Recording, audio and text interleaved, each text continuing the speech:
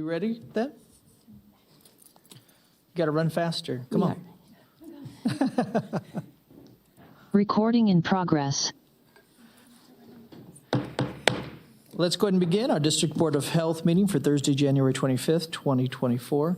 If we can start with roll call. Yes, Chair Dare. Here. Vice Chair Reese will be absent.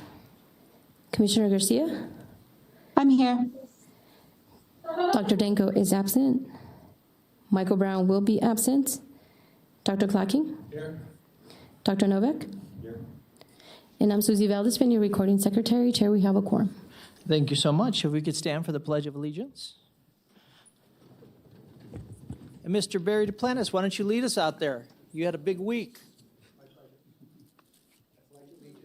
To the flag of the United States of America and to the republic for which it stands, one nation, under God, indivisible, with liberty and justice for all.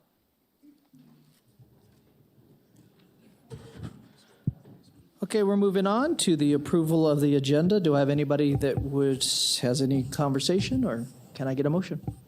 So moved. I have a first. Do I have a second? I have a second. Any more discussion? Seeing none. All in favor?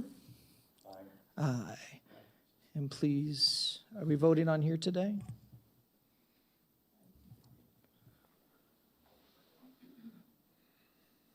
Do you want us to use this with only the three of us here? Yes. Okay. Mary Luz, was that an aye from you? Yes. Thank you.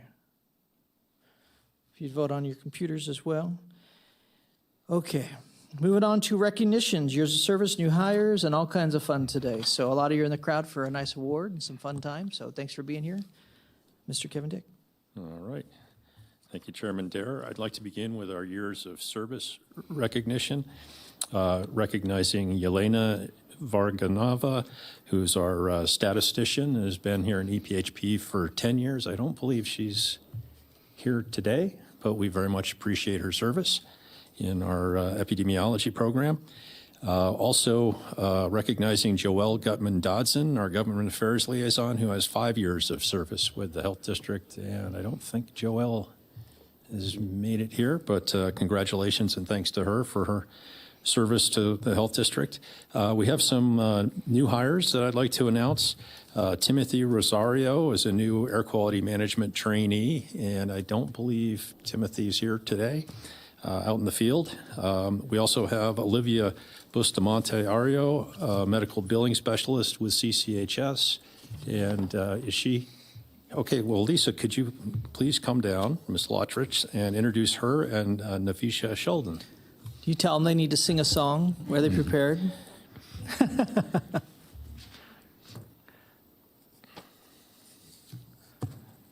Okay, good afternoon. Lisa Lottridge, Division Director for Community and Clinical Health Services.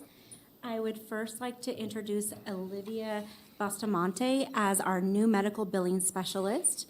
Olivia previously worked assisting the HIV community with the Ryan White program. Before that, she worked for Gastroenterology Consultants and Premier Surgical Center for 10 years doing accounts receivable. In her spare time, she is usually at the soccer or football games with her family, and she can also be found at the local plant stores. You're going to need to help me, as she is obsessed with indoor plants.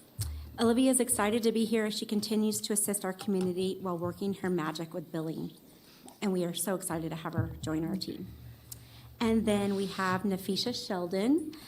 She is our new public health nurse in the Family Planning Sexual Health Program and Fetal Infant Mortality Review. Nafisha received her Bachelor of Science in Nursing from Chamberlain University in 2023. She comes to us with experience in labor and delivery as a registered nurse at Renown and Northern Nevada Sierra Medical Center. Nafisha worked with Northern Nevada Public Health as a per diem during COVID and as a school nurse at Carson City Health District. Additionally, she has experience as a sexual assault program specialist in San Joaquin County, where she provided advocacy to women and children that were victims of sexual assault. We're excited to have Nafisha join our team with all of her prior experience, and she definitely will be an asset for our family planning and our fetal infant mortality review teams.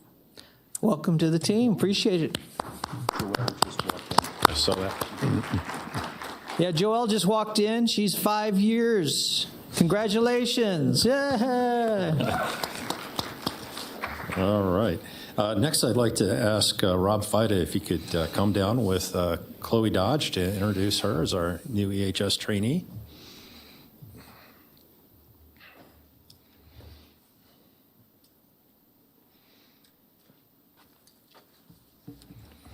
All right. Good afternoon, board. So beside me is Chloe Dodge.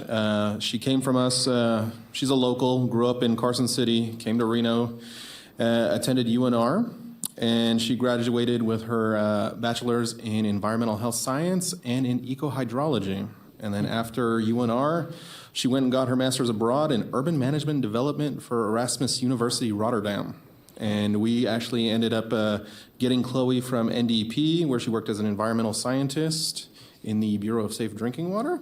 And she was with the Bureau for about a year before she came on and joined us as part of our food team. And Chloe's like, we're excited to have Chloe with us, and I see a bright future for her. So, Welcome. Great. Thank you. Glad you're here. I have some resignations I'd like to announce. Karina Salza, Health Educator 2, has resigned with family moving to California. Michael Tui, Senior Environmental Health Specialist, has also resigned, got a really great position with FDA.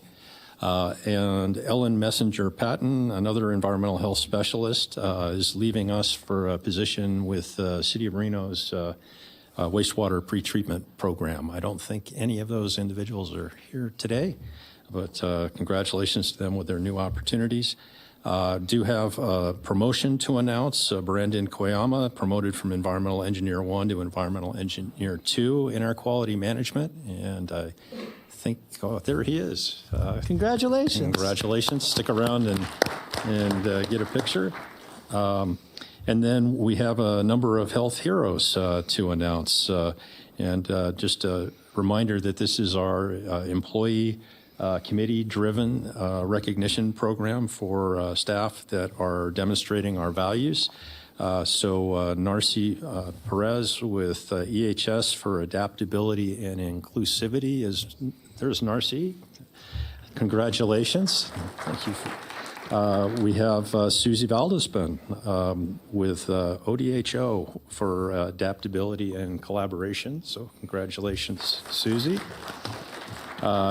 Jasmine Olvera with CCHS for adaptability, trustworthiness, collaboration, and compassion. And she's actually got 2 recognitions and is Jasmine's not here today. Marisol Martinez Avila, also with CCHS for collaboration and compassion, and I don't believe she's here today. Kayla Solario for adaptability, collaboration, and compassion.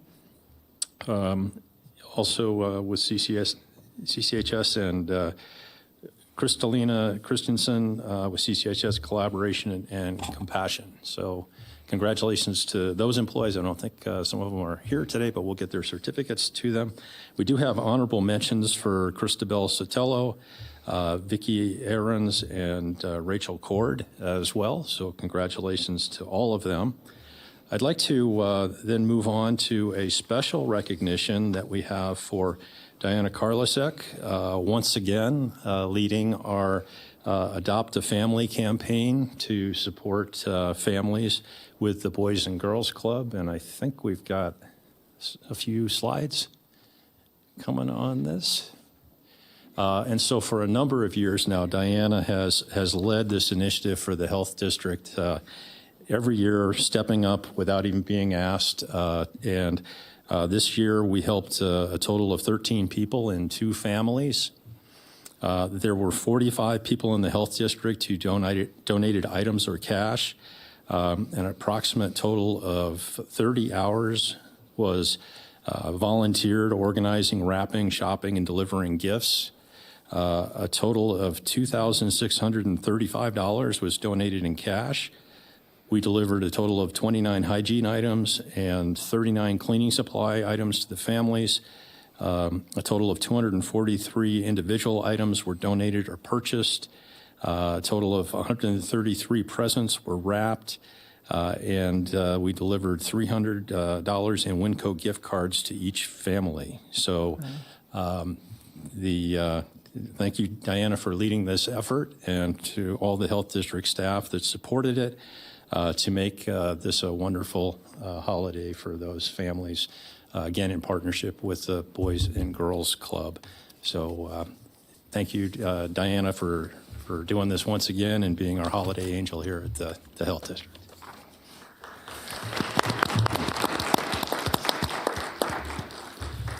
And then next, we have also a special recognition, and I want to hand it over to Adam Hines and Scott Norman from REMSA for this.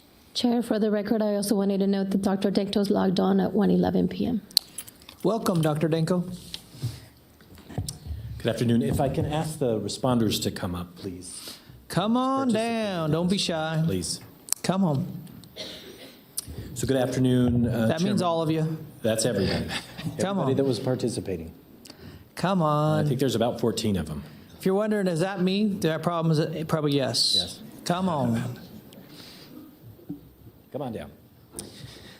So good afternoon, Chairman Dare, members of the District Board of Health, Adam Hines, Chief Operating Officer, REMSA Health. Thank you for allowing us to be here today to recognize these healthcare providers, law enforcement officers, and firefighters. Back in August, and it's been a little bit of time, but back in August, a 911 call for help to REMSA Health's Regional Emergency Communication Center was received, and Sparks Fire, Sparks Police, and REMSA Health responded. Sparks Police Department was first on scene and recognized that this particular patient was in grave danger and requested that the response be expedited as the patient was on fire and had self-immolated. Upon arrival of the REMSA Health paramedic and AMT crew, the patient was no longer on fire, and Sparks Fire Department had already initiated care. It was estimated the patient had first to third degree burns over 80 to 90% of their body, injuries so severe survival was unlikely. Due to the severity of the burns and subsequent swelling in the patient's airway, direct laryngoscopy was impossible, the ability for us to put a breathing tube down the patient's throat. Together, Sparks Fire personnel and REMSA Health crew determined that a surgical cricothyrotomy was the best chance to secure the patient's airway.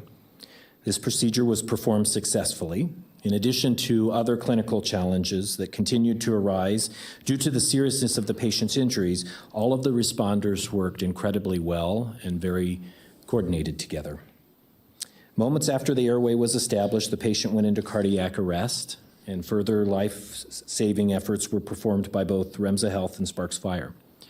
All agreed, in conjunction with medical direction, that the direct transport to definitive care would be in the patient's best interest, activating our regional direct transfer to burn center protocol. Care flight was immediately requested to meet the ambulance at renowned regional helipad for immediate transport to UC Davis. While en route to Renown, the crews obtained a return of spontaneous circulation, so the patient regained a pulse. REMSA Health and Sparks Fire personnel initiated rapid transport and transferred care over to our Care Flight medical crew. During the 1-hour flight to UC Davis, critical care interventions were administered, including pain-relieving and sedative medications, aggressive hemodynamic infusions, and invasive monitoring. And Care Flight eventually safely landed at UC Davis and transferred care of the patient over to their team.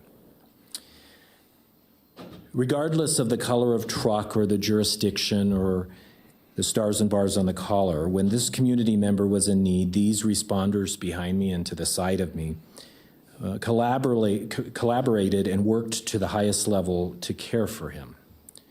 This is remarkable and an example of professionalism, teamwork, and clinical excellence despite a potential bad outcome. Today, I, along with Scott Norman, REMSA Health's Director of Clinical Standards and Practices, would like to recognize the following individuals for their impressive performance and challenging response. REMSA Health dispatchers Callie Anderson, Air Communications Specialist George Reed and Jennifer Fisk, Sparks Police Officer Schenk, Sparks Fire Department, Captain Claich, who, by the way, mentored and actually trained me. Operator Colin Ancia and firefighter paramedic Jake Palmer. Remsa Health paramedic Jacob Rasmus.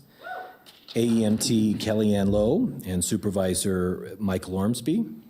Care flight nurse Nick Knowles, nurse Benjamin Mitchell, and pilot Tim Anderson.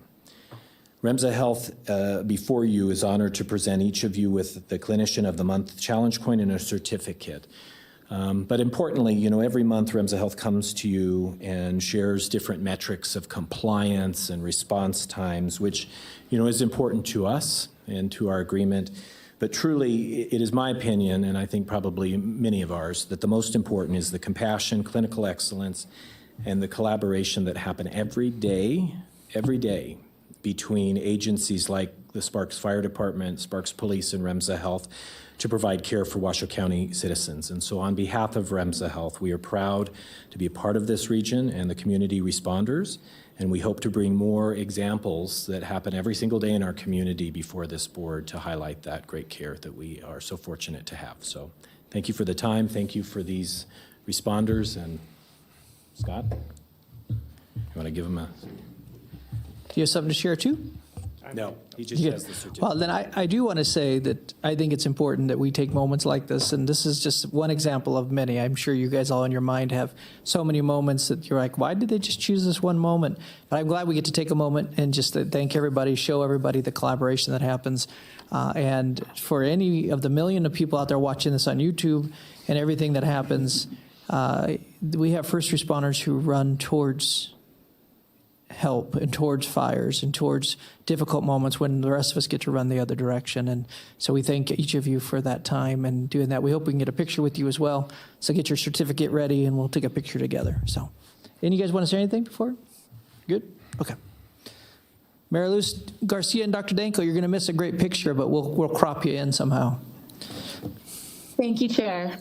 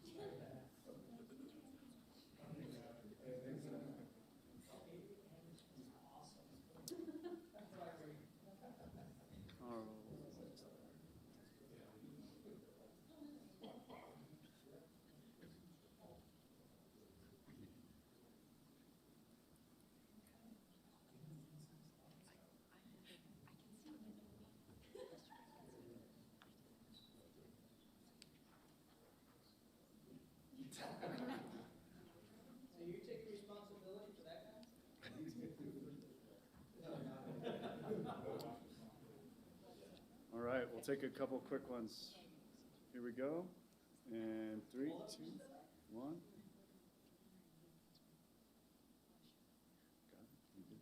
I'm good. Yeah. All right, we're good.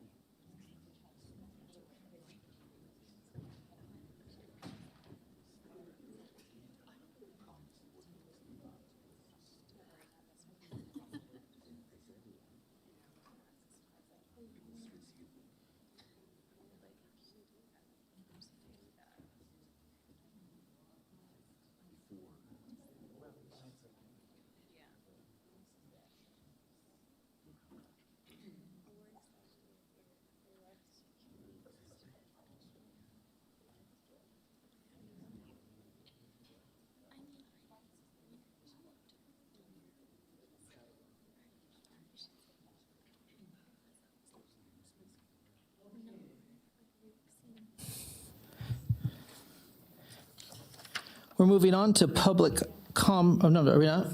We're number 5, presentation UNR School of Public Health and District Board of Health Scholarship. And I just shook his hand. Dr. Yang, come on down.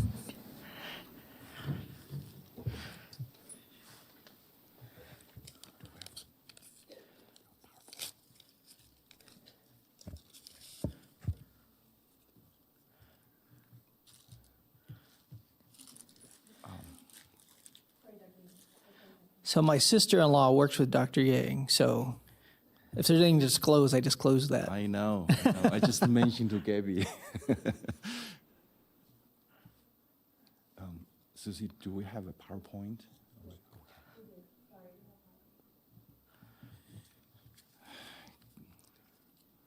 Before the okay, PowerPoint is here. All right. Good afternoon, board. Wei Yang, I'm a professor and the senior associate dean with the School of Public Health at UNR. And some of you may remember that's 20 years ago. We are just a small department with no graduate program. But today we're one of the full-blown. Is this going to work or point? Okay, please move. So today we are a full-blown School of Public Health as one of the 67 certified or accredited, not just national, but this is international. So one of the 67. Our core value as a voted core value here is collaboration and a commitment to the DEI, health equity, and integrity. And next slide, please. We have several voted divisions with us. Of course, we're doing the teaching, research, education here, but one of our goals is make our reputation nationally and internationally. We are getting there right now. So move, next slide, please. So our structure, we have 4 academic departments, including the social behavior, health administration and policy. We have kinesiology department. We have epidemiology, biostats, environmental as one department. And another one is public health practice, which is an online program. We offer online degrees. Then we have 5 research centers. One of the center, we just changed the name to Larson Institute. It's after our retired founding dean, Dr. Trudy Larson, retired a few years ago. And one of the center, as Chair Chris just mentioned, Ronnie is working with me at Nevada Center for Service, Evaluation, and Statistics. Next slide, please. This is our education. Education-wise, I have the charts there. That's the percentage of our students among the total UNR. So we have more than 11% of total UNR undergraduate students with us. We have 7% undergraduate student with us. In turn to the numbers, that is about above 2,000 undergraduate and around 300 graduate students with us. But the charts here, the bar charts here also shows you we are the growing compared to last year. We're the fastest growing program, and we have 30% freshman enrollment. That's our student enrollment. Next slide, please. Talking about our development and endowment, see the chart we have moving up every year. We're not including one major donation in 2022, which is from one of our graduates years ago, and he donated $1.5 million for our office, and we're going to remodel our office. We're going to move to the new place. Next, please. Talking about research, the chart shows you we have 15% of total UNR research obligations, but compared to the operation funding for UNR money towards our tenured faculty, we only take 4% from UNR's budget. But this is from last year. We are ranked number 2 of research obligation. This is last year. But if you move to next slides to see, if I put this year and the last year together, so this year is up to today, we moved to number 1. We pass every colleges and the schools there. We're number 1 considered research obligations, and a total 18% of UNR research obligations. Next slide, please. This is the place we're going to remote, and there are 2 places we're going to move to. One is the formal family medicine building. We had that donation and remoted. We're going to move next April, not next April, just a few months later, we're doing a remodel. So finally, we have a house, we have a home for our school. Next building we are working on is the formal building of State Public Health Lab. We're going towards to us, but still next couple of years we're working on. So next section, Gabby, we're talking about endorsement from this board. Thank you. Congratulations on being number 1. Woo woo! Good afternoon, board. I'm Gabrielle Brackett, Director of Development for the School of Public Health. Very proud of those numbers for both research and philanthropy. But I am here today to thank you for your support, to thank the board for their scholarship endowment, and introduce our 23-24 recipient. But first, just wanted to share a market value update. Oh, sorry, wrong one. As you can see, the endowment is remaining stable, which is very exciting considering the market that we're in. So the university is investing smart and well, and we are continuing to be able to provide $1,000 scholarships each year. Thanks for your support. So with that, I wanted to introduce Sarah Perez, a PhD candidate in the School of Public Health, who is your recipient this year. Hi, thanks for having me back. I was a tobacco intern here pretty briefly, but I'm with the School of Public Health and I love public health. I grew up not too far from here in Silver Springs, and I'll be the first person in my family to get a PhD, so it's kind of a really big deal to me. Scholarships have really helped to make my education possible and are what allow me to continue doing all the research I do, to go to grad school, and to continue volunteering in the community. I really hope to use my PhD to be a professor and researcher one day, like Dr. Yang. So thank you so much for your support, and I really appreciate it. Fantastic. Good job. Thank you. We'd like to get a picture with you. I know we all just sat down and got comfortable, but do you guys mind if we come down and take a picture real quick? Huh?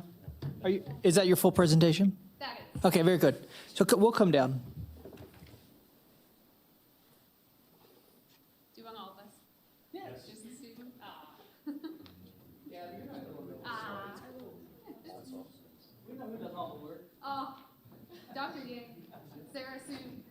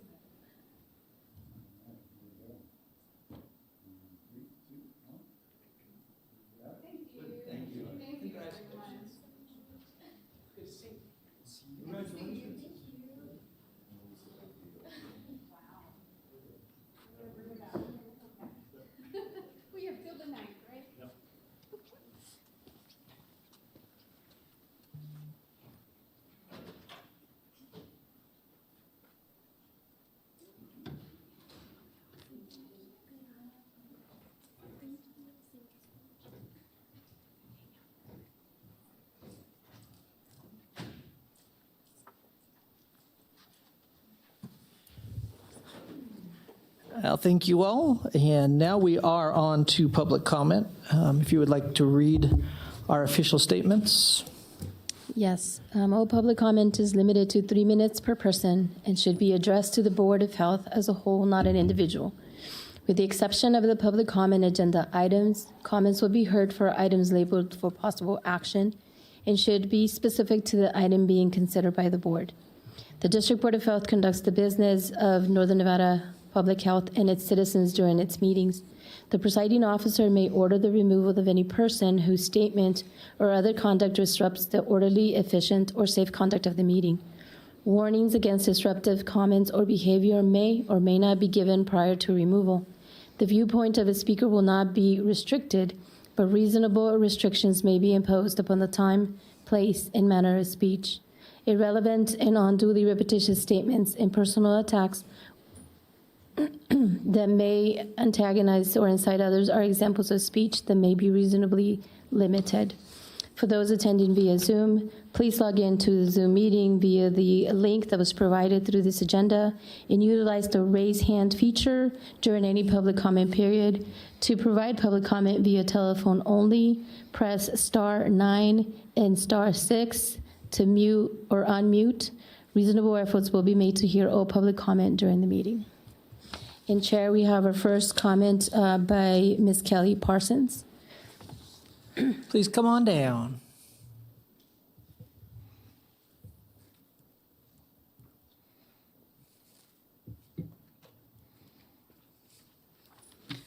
Good afternoon. How's everybody doing today? Good. Good. Okay, first I would like to say that I am speaking for myself, but I know other employees have had similar experiences within health. During the last board meeting, there was a lot of public comment from employees regarding the inequities of the Korn Ferry study. Most staff did not want to speak for fear of retribution from management. I do not blame those employees for not speaking up, as they would receive retribution from management, as I have. It's scary to speak up and bring issues to the board, but all other avenues have been exhausted, and it's time you know what's happening. I will not be silent anymore. I am a vocal person and will speak my opinion, which most people do not like, especially management. Over the last 4 years, I have been harassed, bullied, and micromanaged by my direct supervisor for various reasons and have witnessed the same treatment towards others. I have reported these issues up the management chain and to HR. Fellow coworkers who have witnessed the harassment and bullying towards me have reported it as well, yet nothing has been done. I have multiple health issues now, including severe anxiety, depression, and PTSD. I have spent thousands of dollars on medical expenses due to the abusive work environment. I have been gaslighted by management and HR that I am to blame for the issues I have endured. Management is never held accountable for their actions towards employees. So am I really the problem? I think the high employee turnover would say otherwise. People don't leave jobs, they leave bosses. I hope no one else experiences harassment, bullying, and multiple HR investigations like I've had over the last few years. No job should make employees this upset and cry. Our employees deserve to come to work in a safe environment, not an abusive one. We deserve to be treated like human beings, not a number. We deserve the same treatment as management, especially when it comes to flexible work schedules and the ability to work from home. We deserve a better work environment. We deserve leaders, not horrible bosses. Hopefully, I have encouraged others to speak up about the abuse from management. I hope the board starts listening to employees and not just management. Please help resolve these issues so employees will want to come to work and enjoy what they do. Thank you. Thank you, Kelly. No further public comment, Chair. Thank you. We are moving on to consent items. Would anybody like to take something out and talk about it, or do I have a motion to approve? So moved. I have a first. Do I have a second? Second. First and a second. Any more discussion? Seeing none, all in favor? Aye. Seems to pass unanimously. Any opposed? I didn't think so. Okay. Regional Emergency and Medical Services Authority, and we are going to come on down, Mr. Duplantis.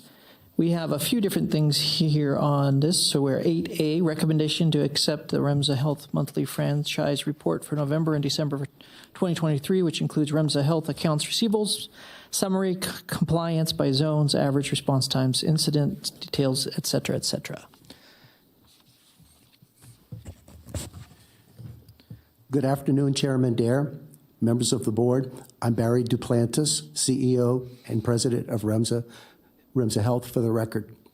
I understand that you've been provided with a copy of Remsa Health's November and December 2023 report. For these months and for the fiscal year to date, Remsa Health has been fully compliant with all Priority 1 calls in all franchise areas.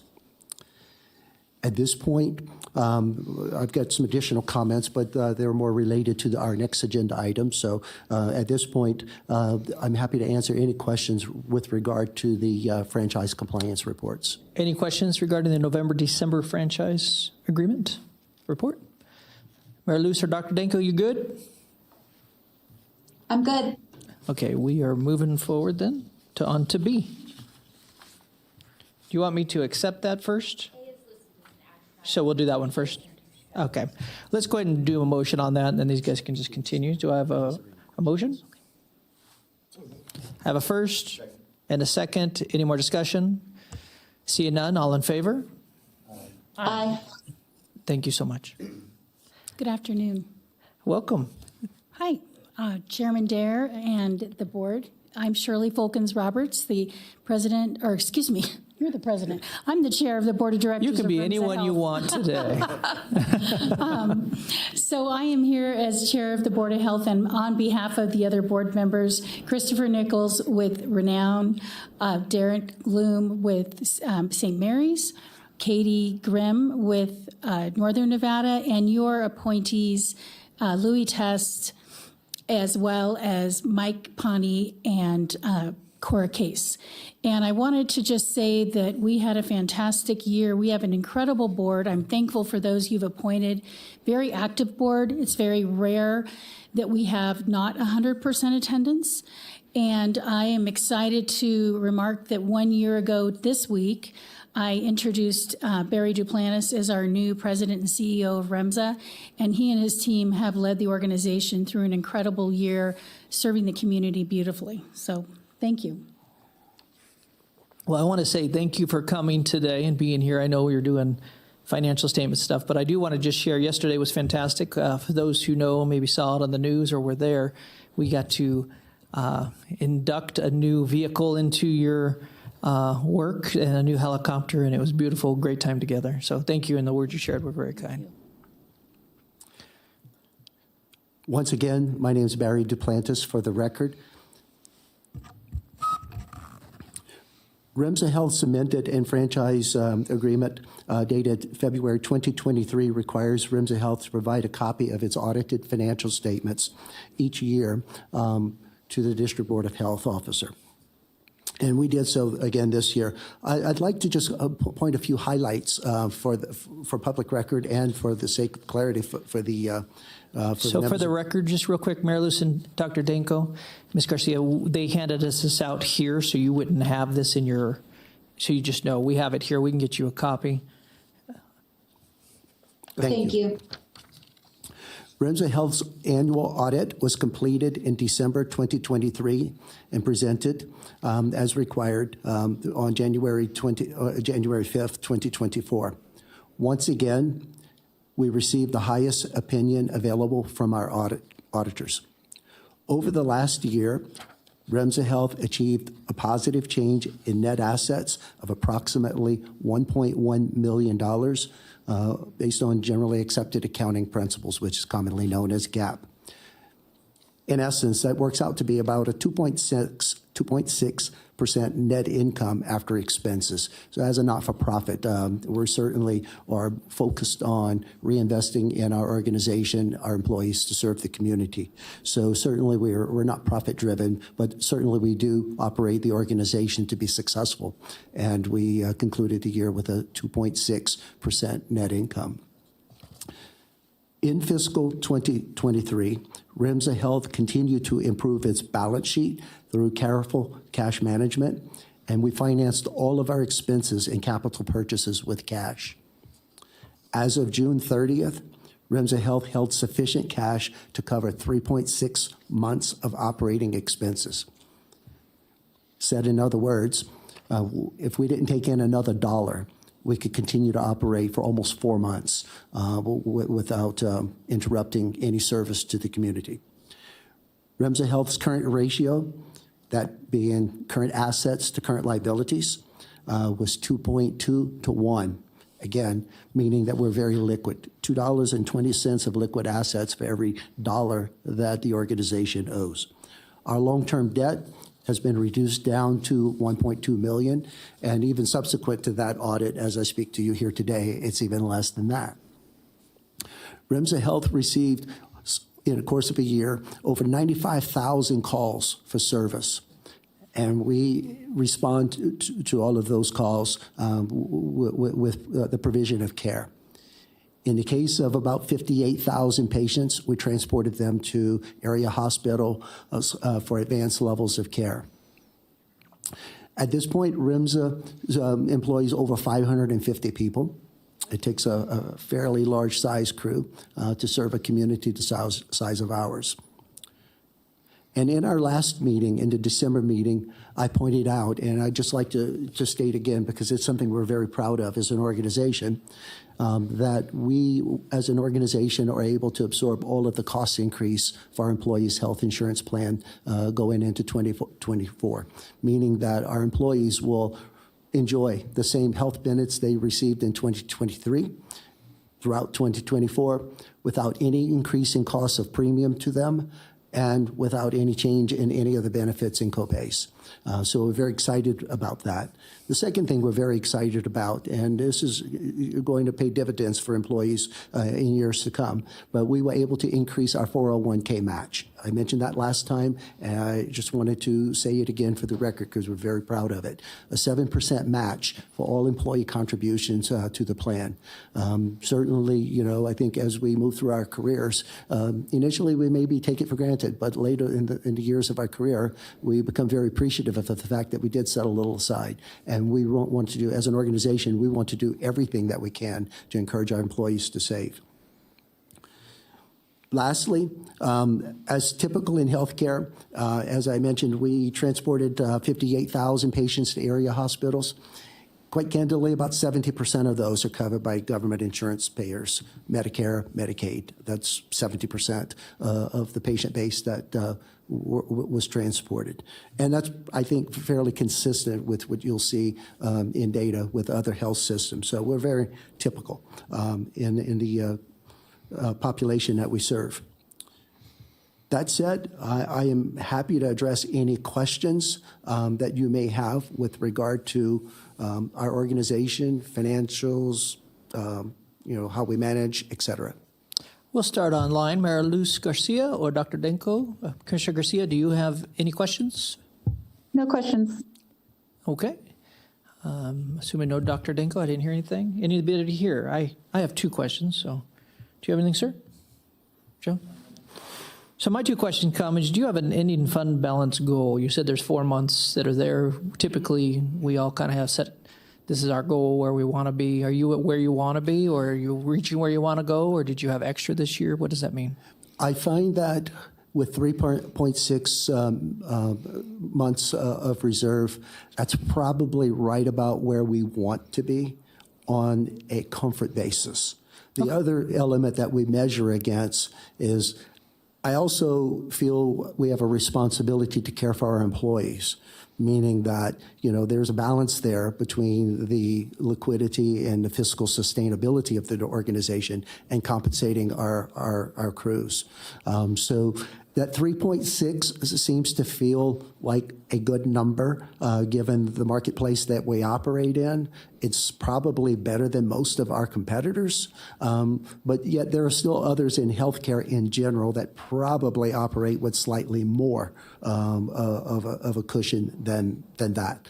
But I think for our organization, I'd like to see us maintain, that 3.5 to 4 times expenses to provide for rainy days that may be in front of us that we don't anticipate. That makes sense. Just helps me know what to expect next year. If you're at 8%, I can say, what's going on? Or if you're at 2%, helps us know. The other thing, you said 550 employees. Is that full-time equivalent or just 550 employees? That includes per diems. Per diems. And are you still hiring? Are you happy where you're at? Or is there someone out there in this audience that needs a job? We are always hiring, quite candidly. In fact, we had a conversation about that a little bit earlier today. When you look at some of what you're reading or hearing in the press, there are some companies in certain areas that are probably selectively doing some layoffs. We're certainly nowhere near that. Our industry, and probably healthcare in general, is always looking to add good quality clinicians. So to your point, it would depend on the job. Because there are certain positions that we would love to attract more of, and there are other positions where we have enough and we're satisfied with. Kevin's looking for a job in 3 months, so. Thank you. I appreciate it. That's good information. Chris? Yes. I do want to, Mr. Plant, I do commend you guys to keep a nice cushion for a rainy day, because sometimes they happen in a heck of a hurry. But I'm really glad to see that we're spending some of that down and taking care of the employees. You've got a lot of really good employees out there, and some of them need it more than others, but I'm glad to see that we're actually using it for that purpose. So, way to go. Thank you. Very good. Way Thanks to go, for, board. Thank you for the update. I appreciate that. Any other? This is just a presentation, so thank you again, and thank you again for being with us, Ms. Roberts. Thank you. We're going to go ahead and go on to 9, and this is a public hearing, to say that out loud. We will go ahead and have a presentation on it, and then we'll open it up for public hearing, close that public hearing, and then open it up to us. So that will be the format we use. So I'm going to go ahead and hand this over to Ms. Well, it says all these other people, but Aaron, you showed up. So you're 2 people, and then there's Robert Fida. Well, it says Jackson Tino, Francisco Vega. Yes. Well, thank you for having that. For the record, I am Erin Dixon. Before you have the proposed fees for both air quality management and environmental health services. This presentation is going to feel very similar to what we had in December, but hopefully we'll go through some parts faster and then more detail on some other parts, if that works for you. Just real quickly, a history of the air quality and EHS fees. Quick reminder, in 2015, we revamped the methodology. It's the methodology we still use. And since those were implemented, we have used the West Region CPI to increase every year. In 2023, we did not increase our fees. The board decided that we could keep them level, staff recommendation, and then staff started the analysis. Our methodology has remained the same since 2015 and includes staff time, not just staff time for direct service, but all those things that goes into maintaining qualified and well-trained staff, included required training and some leave time. Expenses were broken out by program, so there's different expense rates for air quality and EHS. Indirect costs are included. Our indirect cost rates are determined by an outside consultant. All of our fees are rounded to the nearest dollar, except for our late fees, which are rounded to the nearest quarter, and then updated annually with the Western Region CPI. As a reminder, we did extensive outreach. We over 14,000 emails, 4,000 postcards, and then we also held workshops as well. Timeline for our proposed fee changes. In November, we held our 3 workshops after all the outreach that we did. Also held some one-on-one meetings with impacted businesses. On December 14th, we were before you for the business impact statements. We are here now, January, for the proposed fees with the potential implementation based on board direction for July 1, 2024. And now I'm going to turn it over to Robert Fida, who's going to cover EHS and air quality for that as well.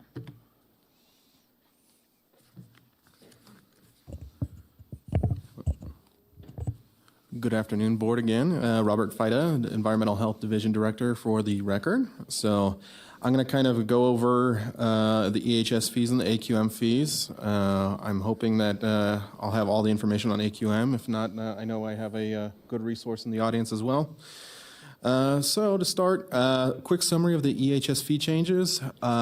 We reviewed all of the time studies for the different fees, and we found that there warranted some removal of the vector fees in the development fee area due to the fact that the way we execute our processes was more in the construction phase, so staff recommended removal of those fees.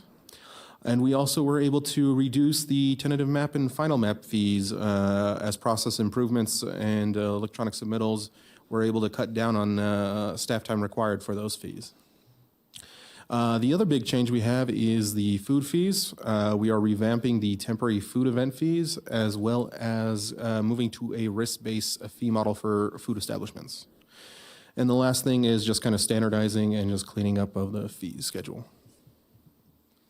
And so this is going to be just a high-level overview, highlight of the fee changes. So we're in the temporary food program, we're adding an event organizer permit. And so the event organizer permit functions as a singular point of contact for vendors, for staff, and they're kind of responsible for any infrastructure, trash management, water supply, wastewater disposal, and they'll be kind of responsible for those that infrastructure during events. The other fee is also the annual itinerant fee. Currently, we inspect every single temporary food event. So if a vendor goes to one event every month, they receive 12 inspections over the year. The annual itinerant permit will essentially cap that. There are some criteria for that, and it'll be based on essentially menu, equipment, as long as they're not changing their menu, doing a similar operation, good history of inspections, then they'll be eligible for the annual itinerant permit. And the last one is the food establishment risk levels. So instead of moving away from defining restaurants as a bakery, deli, market, or anything like that, we're moving into kind of the food handling aspect of restaurants. So depending on how a restaurant operates, what kind of food handling practices they're using, we are going to classify them as a risk level. These risk levels are found in our regulations. We do have one special carve-out in the category for school kitchens. These are considered typically risk level 2s, but due to federal requirements, they require 2 inspections a year. So we added that into our permit fee schedule for that as well. Some of the benefits of this, of the changes. So we were able to kind of keep food fees relatively stable. The only one that's going up is the risk category 3s as they require more time and more energy. And that was due to kind of removing a reinspection fee that was built into the permits. And so we will just reassess inspection fees on an as-needed basis. So those who need additional oversight would just get a reinspection fee at that time. And then the annual itinerant permit. So this is what I talked about. We're capping the number of inspections. The max, I believe, is 4 inspections per year, and that's going to be vary depending on how risky the food handling practices are. And risk-based inspections, those may shift for different operations. As restaurants grow, they may add additional food handling or higher risk food handling processes. So those will be kind of reviewed annually by the inspector to make sure that the risk level is adequately captured at time of inspection. And so the benefits of this is going to be we're streamlining special event infrastructure. We'll have a dedicated personnel for sewer or wastewater disposal, potable water, trash management. So staff or vendors will have a single point of contact that they can contact for those issues at any temporary event. And then risk-based inspections, they'll hopefully be a reduction in occurrence of foodborne illness by driving in on those risk factors. We can provide the level of attention and detail to the various restaurants as needed. And so I'll go over the AQM fees real quickly as well. So you can see the fee schedule here for the Air Quality Management Division. And so the fees are going to be based on kind of complexity and risk. You can see there's a bunch of new fees added, modification of a minor source. Previously, the fee has always been a new source application. However, AQM staff would like to see how many actual new sources we have versus how many are actually doing remodels. And so that's why you see that additional fee. But it's also, as you can see, the same cost as a new minor source. And then they also want the fee to be reflective of the amount of service. So as you can see, they break down the major source fee. Previously, everything would have to go through a new major source fee, even if you were doing kind of like a remodel almost. So they've broken it down by a major and minor modification. And then additionally, they added a new fee category, and that is the extremely high fee you see over there, and that's the PSD fee. Currently, we have none of those facilities in Washoe County, but they are, it's a fee to establish essentially for the review of any like major mine, major manufacturing operation, or any large scale utility if they were to come into the area. And so we want to be prepared for that. And then you can see there's some changes to the emission fee. That went from $19 a pound to about $10,000. So roughly the fee that folks have been paying is actually reflective of that $10,000 amount, but instead of going to a per pound base, we're just moving to a more flat fee. And then there is also the other fee that is of interest would be the applicability determination fee. So it is a service fee that the AQM division is offering. They will be reviewing plans for essentially new businesses coming into the area and determining if they need an air quality permit. So if it's determined that they do not need a permit, that fee will cover the cost of that service. If a permit is required, then that fee will be used to offset any of that permitting cost as well. So, and then the other thing to mention as well is that Air Quality Management Division is making some changes to their regulations, okay? And this will impact some of our minor sources, stationary minor sources. The current threshold for permitting right now is 2 pounds per day. That threshold will be moving, is projected to move to 5 tons per year. So in order to give you an idea, the current threshold is about 1/3 of a ton per year, and we're going to be moving to 5 tons. So we should see potentially a reduction in some of the smaller businesses as they're not impacting air quality as much as some of the larger players. And that is proposed for those regulation changes are proposed for a January 25 implementation date. So. Now for the fiscal impact of the fees. With the proposed fee schedule, the anticipated impact to air quality is about a $700,000 increase, while environmental services we're projecting about $1 million increase. And the goals of these fees are to get us closer to kind of a full cost recovery, the fee for service model.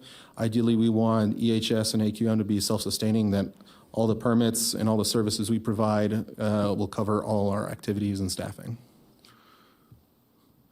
And then there was a comment from the Washoe County School District. They expressed concerns regarding these fees. And the 3 main fees that impact them are the school kitchen fees, school facility fees, and the annual emissions reporting fee. And so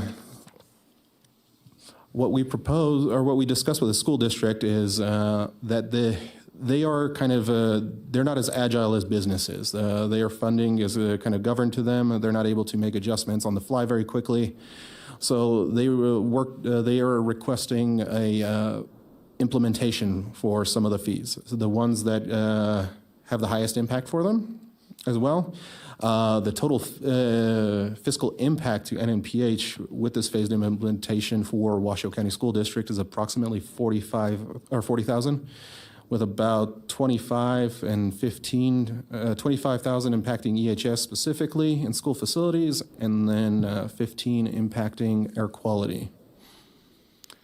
And so one of the motions that we are recommending for the board is to adopt a fee schedule adopt the revisions to the fee schedule for EHS and AQM with the CPI index, as well as a phased implementation for the Washoe County School District with 50% of the implementation on July 1st, 24, and then full 100% on fiscal year 26, I believe, right? 25. 25, thank you. So that is our presentation, so I'll open it up for any questions from the Before we board. go to questions, we're going to open it for our public hearing. It is open to anybody in the public who'd like to speak. Do we have anybody online or? Yes. Yes, Chair, we have Ms. Sarah Collins from Nevada Petroleum Marketers and Convenience Store Association wanting to make comment. Thank you for sticking around. I know we had a lot of fun today.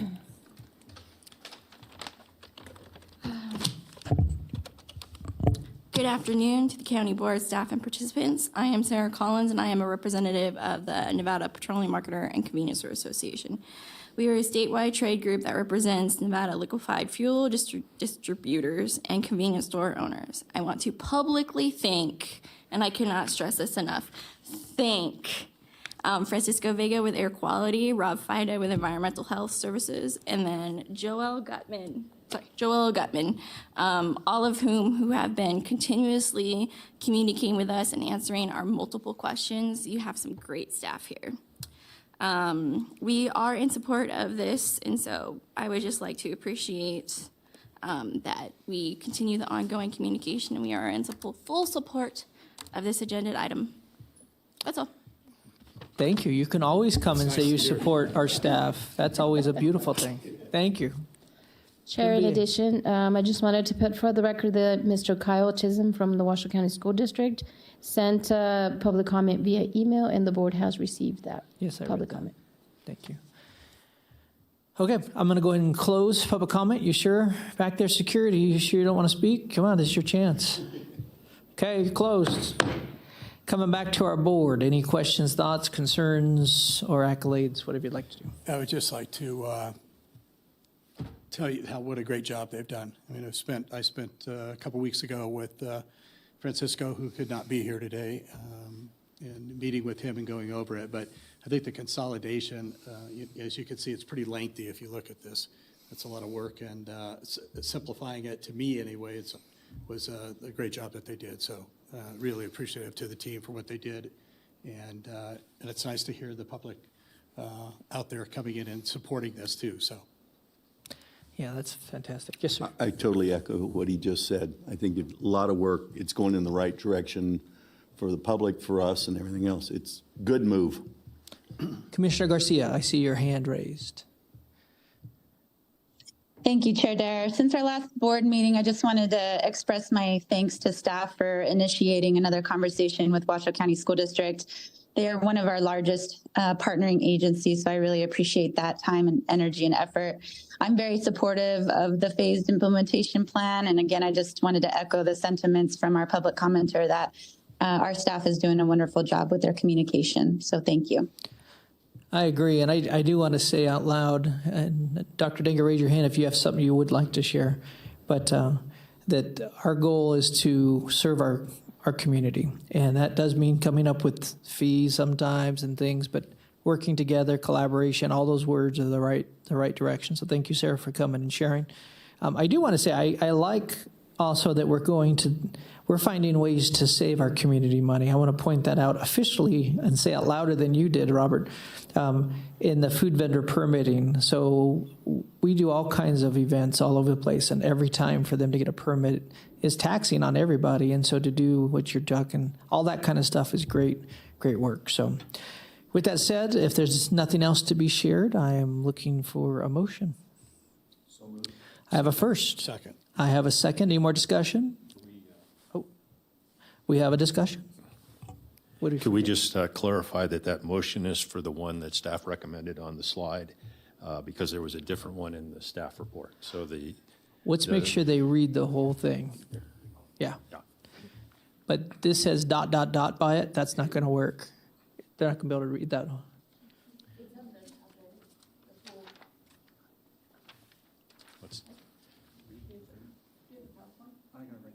Or if maybe if Robert could just I can read it. Read it. Please. I can read the motion.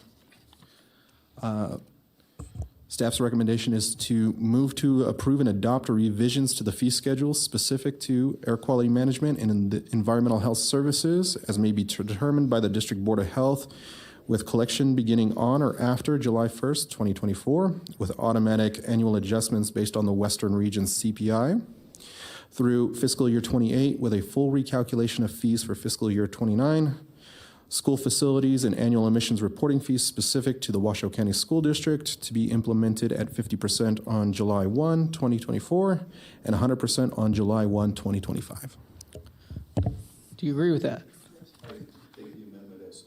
That is our first. We do have our second. Any other discussion? Seeing none, all in favor say aye and then vote. Aye. Passes unanimously. And I heard you all. Okay, we're moving on to presentation, discussion, and possible adoption of revised bylaws and rules, policies, procedures to include revisions as deemed appropriate by the board. Kevin Dick, this is yours, sir.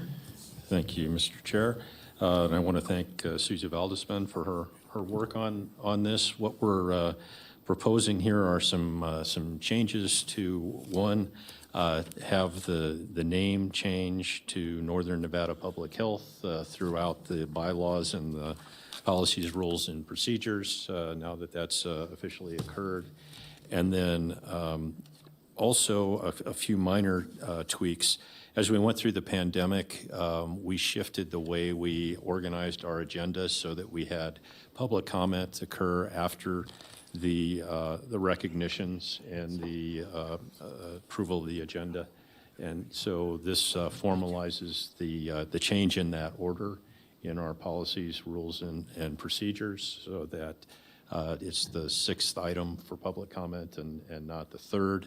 And that was done so that when we have lots of public commenters, that people that are here to be recognized are recognized and can get back to their business and aren't stuck at the meeting. The other change is just another minor modification in the bylaws that it says that in November and December, the regular meeting is the third week. And we've added or as deemed appropriate by the board or something to that effect, because sometimes that third week, that Thursday, third week in December can get pretty close to Christmas, and we've scheduled on the second week sometimes. So those are the changes. There's a red line in the packet to be able to see those. So I'll conclude. Very good. My overview. Very good, very good. So we are looking for any discussion? Any questions? If not, I'm looking for possible action. So anybody would like to make a motion? So moved. I have a first. I have a second. Any more discussion? Seeing none, all in favor? Aye. Any opposed? That passes unanimously. Very good. We are on to number 11, this long-awaited presentation and discussion of our succession planning efforts. Ms. Erin Dixon, come on down once more. And I know you've been waiting so long to give us this, so thank you for your patience. Well, actually, thank you for your patience, right? So good afternoon. For the record, let's see. Okay. Good afternoon. For the record, Erin Dixon with Northern Nevada Public Health. I'm excited to share with you our philosophy on succession planning. Well, this is for two reasons. One is our chair requested it. And two, the topic has been added for public health accreditation, and we need to document our plan.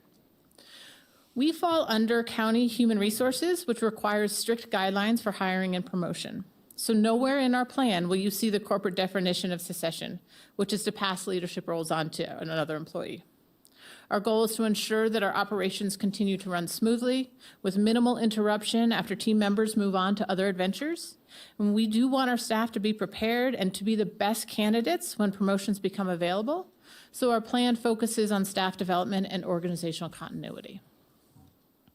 And while we want all staff positions to have smooth transitions, we are focusing our plan on leadership, on key positions with little redundancy, and those with high turnover. We also believe that leadership roles are throughout the organization, and those responsibilities are not concentrated in just a few areas.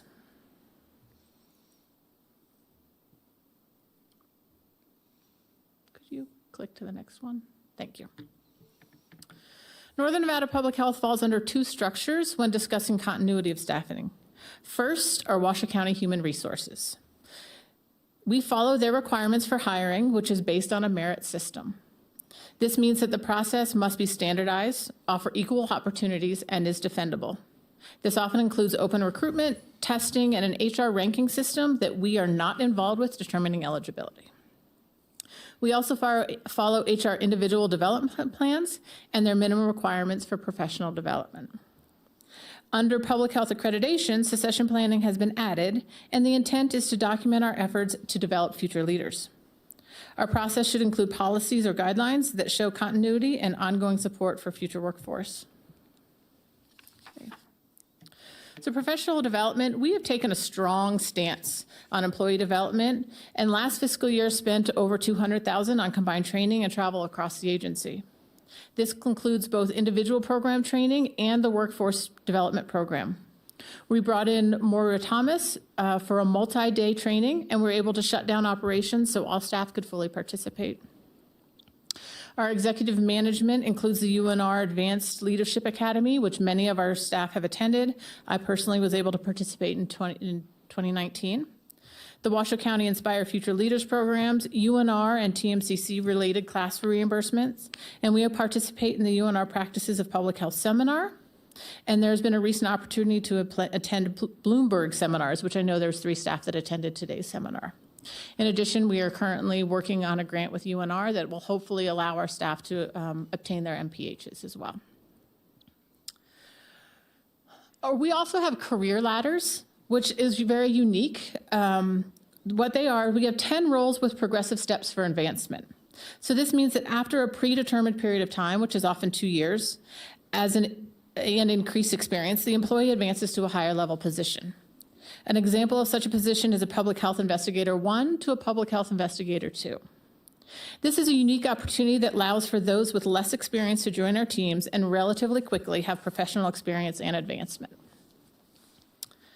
In addition, supervisory duties were assigned to senior public health nurses, health educator coordinators, management analysts, and the health equity coordinator during calendar year 2022.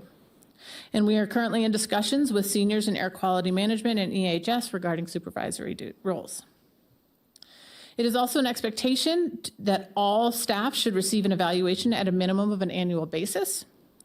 Included in each evaluation is one professional development goal.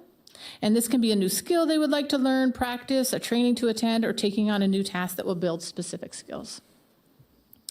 And then as you saw during our strategic planning meeting, our data points for measurement have been determined and expectations are clear.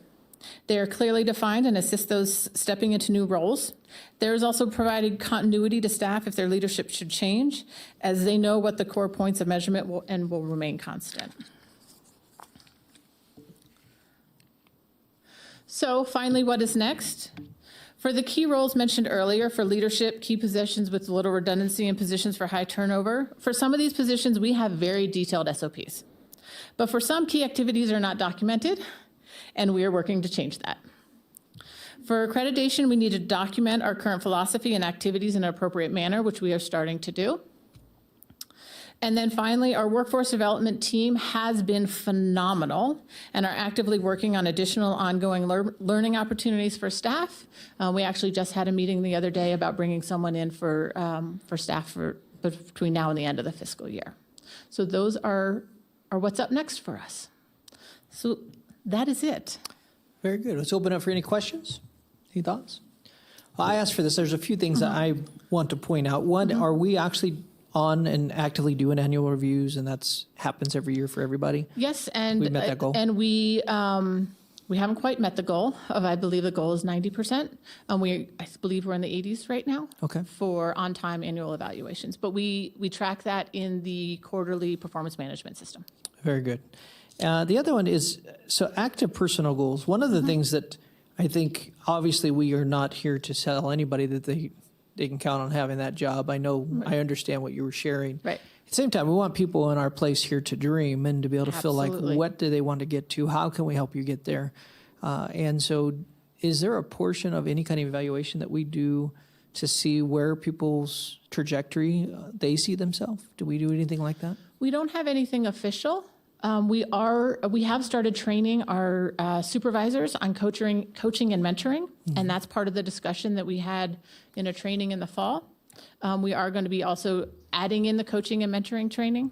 I think Kevin might want to say something. Yeah. Go ahead. So while there's nothing official in the form that we fill out, professional development is one of the things that we have tracked with our performance management system, as far as supervisors having a conversation with their staff when they do the annual evaluation about their professional development goals, what kind of training, development work they want to be doing during that coming year. Very good. I just think those are the key. It's interesting. Things have shifted in our world of how we function, and where people are wanting to stay as a place where people believe in them and believe that they can dream and become. And whether they reach those goals or not, sometimes are on them. That's not our promise, but we are here to try to create that kind of work environment to the best we can. So thank you. Absolutely. Thank you. Appreciate it. Absolutely. Okay, we're moving on to our number 12, progress update of the District Health Officer National Search. And I just want to give a quick update on this. We do have weekly meetings where myself, HR from Washoe County, Kevin Dick, our director, and the research firm, we all come together. They have different goals they've set for themselves. They're on track and on task. This last one we just had this week brought some, they call them sample tests, but they are real people. I found out, I actually thought they were true samples until I got in the meeting, and these were real people. And we have some real interest, and nothing beyond that, because everything's moving and they're moving, but we have some real tracking interest and some pretty sharp individuals that are looking at trying to be a part of it. And so I look forward to seeing the full names. There'll be a little bit more information coming out very soon for everybody, because our date is March 28th, I believe, is our time together. That's going to be an important day. So if we could ask all board members to make sure we set that time aside. There's a few dates that are going to be really important that you're available. Your opinion, your votes, your time with these people is crucial to what we do.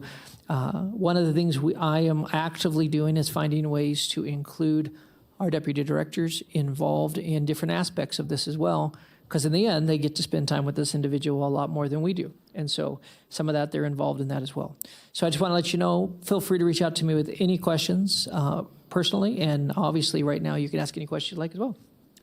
Could you send us out something that gives us tentative dates and times? Yes. I don't want to pin us down, but something that we can kind of plan on. Yeah, because we definitely want you to, we can, because we need you to set aside some of that time too. So we'll get that out. And like I said, we are purposely, and I'll say this every time, just to help make sure people know we do not have a quorum. It is not a group of us all meeting everybody. We will bring that to us as a group. We'll narrow it down to 2 or 3 individuals, and that's what will come before us as a board at large.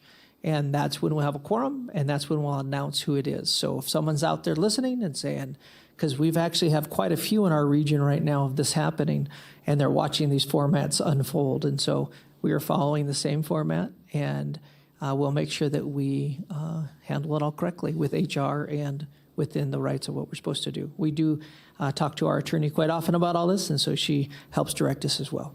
So any questions? It's just a light update, but if you guys have any questions, I'm happy to answer them. Okay, very good. We are going to move on to staff reports, and we have air quality management, but this time, because Francisco Vega is off working somewhere, we do have Josh Ristori. Did I say that right? You did. You look very nice today, sir. Thank you. Came with I don't the tie dress on. like this every day. Oh, very good. But good afternoon, Chair Dare, District Health Officer Dick, and members of the board. Josh Ristori for the record. I'm the supervisor of permitting, compliance, and enforcement for the division. Francisco Vega is at I'm going to get this right, National Association of Clean Air Agencies board and committee chair meeting in North Carolina, representing our division and a group that's solely dedicated to new source review and permitting for this nationwide organization. So I know I'm proud of him for being part of that board, because it definitely puts us on the map. But I would like to highlight a few topics on the director's report in the attached agenda. First, the federal agencies, including EPA, U.S. Department of Agriculture, and the U.S. Department of Interior, and the CDC have entered into a memorandum of understanding to, quote, foster the development of a collaborative framework to address the issues pertaining to wildland fire and air quality to promote active wildland vegetation management. In addition to that, in regards to air quality, agencies seek to reduce the impact of emissions from wildland fires on concentrations of particulate matter, ozone, and other pollutants of concern. Some of the goals of the MOU focus on protection of public from the adverse effects of wildfire smoke, as we experience here. This MOU is encouraging as the citizens and environment of Washoe County have been negatively impacted by the worst air quality in recorded history as a result of wildfires in our region. In addition to that, the Federal Highway Administration has announced a performance measure to provide a framework to state departments of transportation, metro planning organizations, and to track transportation-related greenhouse gases, and also with the flexibility of those agencies to set their own standards. This is really important to us because reductions in greenhouse gas can also equate to reductions in ozone precursors, other pollutants associated with those emissions. And as you probably have heard many times before, we do suffer from air quality issues related to ozone, so this is promising for us as well. And in relation to air quality monitoring, the EPA has approved a request from the Air Quality Management Division to discontinue our carbon monoxide monitoring at our Spark station, effective December 31st, 2023. Some interesting facts about that carbon monoxide monitor. It's been continuously monitoring carbon monoxide daily, every hour since January 1st, 1980. So quite a long time. The highest ever carbon monoxide air quality index was 240 at that station, and that was recorded on December 24th, 1984, making it the 5th highest air quality index in Washoe County history. I think that's pretty important to point out because we really no longer suffer from carbon monoxide issues in Washoe County. Okay. And the Sparks monitor will continue to monitor for ozone, particulate matter, and meteorological data at that location. And then related to air quality permitting and compliance, I'd like to point out that the director's report contains calendar year data for calendar year 23 data for the whole year. So if you were looking for a summary of a year to year, this would be the one to take a look at. I'm especially proud of that because it's the staff that I get to supervise that does that work, and they do a great job for us. If you have any other questions, feel free to let me know. Any questions? Thank you so much. Appreciate it. You did a good job. If we could have Lisa Otritz come on down, Community and Clinical Health Services, with your update.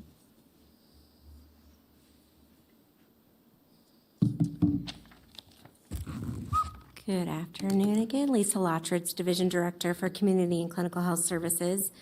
You have my report in front of you, which this month highlights 2023 year in review for CCHS and highlights some of our accomplishments.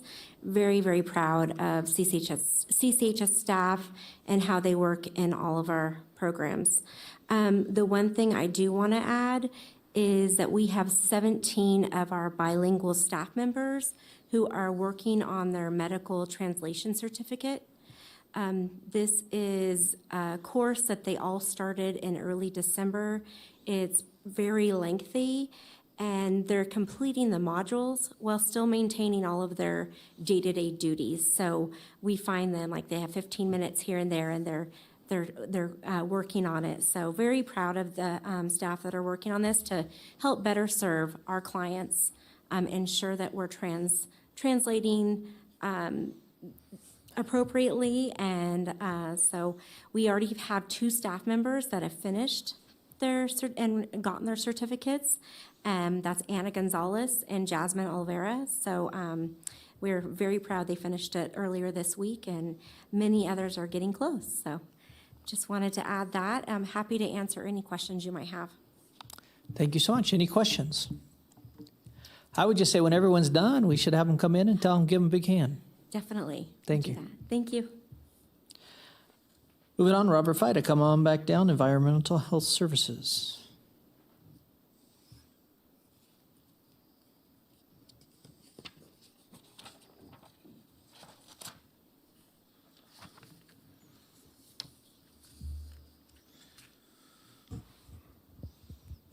All right, so Robert Fida for the record, Environmental Health Services Division Director. You have my staff report in front of you. So these metrics that are provided will be the end of the calendar year data, and there should be some previous calendar year data for you to kind of compare over the years. A few of the things that I did want to highlight is our food plan review actually completed an advisory inspection for a new commissary kitchen. These are kind of support kitchens used for mobile food cart vendors, food trucks.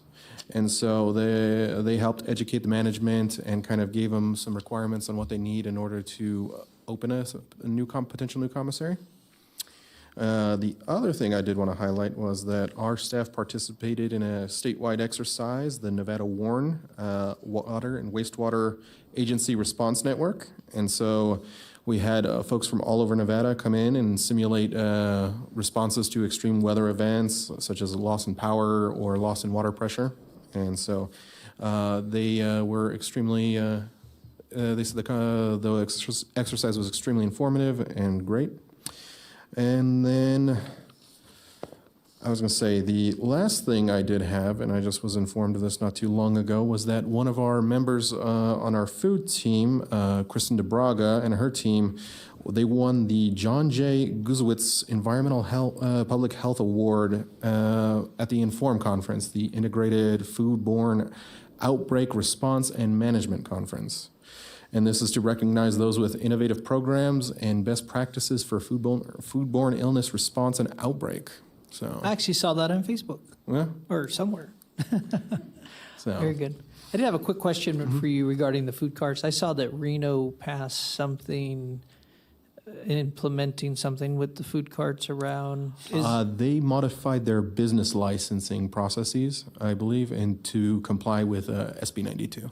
Does that affect anything we do or change anything we do? Currently, there's no change for us. The only thing we would need to do under those requirements is to be able to draft a payment plan for folks looking to get a street food cart vending. Okay. Currently, our requirements are still the same, and we're working with the task force and other partners too to kind of come up with a cohesive way to address it. So. If in any things that would affect us, from that bill and what Reno's doing, I'd like to know what that is. So maybe next time, as we see this unfold, it'd be nice to understand it. Okay, I can add something in the next update in my next staff report. Thank you, I appreciate it. Any other questions? Oh, Commissioner Garcia. Thank you, Mr. Chair. Just a quick question. I was scrolling through the agenda packet and I didn't see any mention of the commissary. Am I looking, is it included, that information included in our agenda packet, or should I reach out to you offline? That would be in the staff report. It would be under the food plan review section. I think it's at the top of page 2. Okay, I'll take a look. Thank you. No problem. Anybody else? Well, thank you very much. Good job.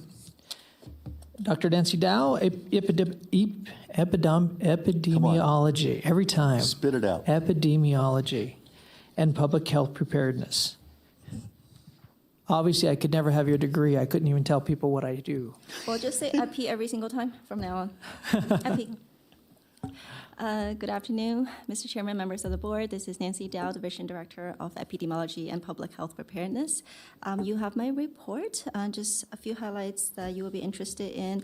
Influenza-like illness activities have peaked in MMWR week 52 of 2023, and flu hospitalizations and RSV have peaked at week 1 of this year. So that means we've been seeing peak activities this season so far in the last week of December and the first week of January. And since then, there has been some decreases in all fronts, which is good news, which also follows the national trend, seeing flu as well this season. Our flu hospitalizations are similar to what we have been seeing around the same time last season, but our RSV's highest peak this season so far has topped what has been seen in previous several seasons in a row. The dominant strain this flu season so far in Washoe County is flu A, with some flu B also mixed in there, which is flu B showing quite early this season. Nationally, the H1N1 sublineage of flu A is dominant, and the B Victoria lineage is showing in flu B nationally. Our outbreak numbers in the year 2023 had December as one of the highest outbreak month, dominated by respiratory disease outbreaks. So far in January of this year, we've seen a noticeable drop in numbers, and the winter holidays with the school closing really helped close many of our December outbreaks. Still, the vast majority of outbreaks seen at this time remains respiratory related, which is what we're expected to see during the winter month. And yesterday, we just published our quarterly communicable disease reporting and statistics for the fourth quarter of 2023. This series covers tables and figures to compare reported morbidity for selected communicable disease during the most recent quarter in comparison to historical morbidities reported over the previous 5 years. And increases in the fourth quarter of 2023 compared to previous years, we're seeing in the area of campylobacteriosis, influenza A, and respiratory syncytial virus. That's all my updates. I'm happy to answer any questions you may have. Anybody have any questions? I just have a comment. Yes. Just something. Can you say epidemiology? Epidemiology. Good job, just checking. Can you spell it? I can read it to you. Moving right along. Yeah. I sit on the board of UC Davis's veterinary school too, and we had a board meeting today at 10 a.m. and found out that there's we have a researcher on site in the Galapagos Islands, and she asked for funding, additional funding because of this. I don't know if you've heard about it yet, a bird flu. And Science News, I just put out a big story on it 7 hours ago. So it's already killed millions of animals, it says. And their headline is, a bird flu outbreak is sweeping the globe. Its long-term effects are unclear. So I just found out about it this morning, but it might be something we all want to keep an eye on here. So. Thank you. Yes, sir. John, in that article, are we seeing any crossover at all yet? No, I don't know that. I haven't read the whole article. I just pulled it up here. But on the board call, there was nothing of a crossover yet. Okay. So, Very good. hoping. Well, please keep us updated for sure. Thank you. I appreciate it. And we're moving on to District Health Officer Report. Kevin Dick, what you got for us, sir? I will keep it short on public health accreditation. Just a reminder that all of our documentation submittal is due by September of this year for our reaccreditation. That happens every 5 years. And so we're well on our way. We set a goal of getting 50% of our documentation completed by the end of December, and we're reviewing everybody's submittals for that. I think we're pretty close to that goal.